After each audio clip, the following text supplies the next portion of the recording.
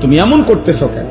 এই হাসি, এই কান্না, এই রোদ, এই বৃষ্টি, এই আলো, এই বাতাস, এই আকাশ, এই জমিন, এই রাত্র, এই দিন, এই উপার্জন, এই ক্ষেত, এই ফুল, এই ফল, এই ফসল, স্ত্রী নামের এই মহিলা, মা নামের ওই মহিলা, বাচ্চা নামের এই সন্তান, তোমার দেহ, তোমার শরীর, তোমার সব আয়োজন তো আমার দেওয়া। তো সব কার?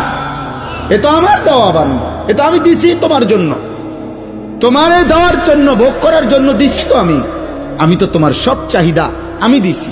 মাকে দেখলে তোমার কলিজায় একরকম মনে হয়, তোমার স্ত্রীকে দেখলে তোমার দিলে ভিন্ন রকম মনে হয়, এই ভিন্ন রকম অনুভূতি তা আমি দিছি।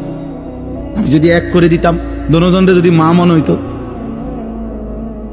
কথা বলে না, মা আর বিবি যদি দনজন মা হয়ে মনে হইতো, অথবা মা আর বিবি দনজনকে যদি বিবি মনে হইতো, ও মিয়া কি হইতো তখন? এই সংসার চলতো, এই দুনিয়া চলতো যে মাকে যা মনে হয় তা স্ত্রীকে তাই মনে হয়, অথবা স্ত্রীকে যা মনে হয় মাকেও তাই মনে হয়। নাউজুবিল্লাহ।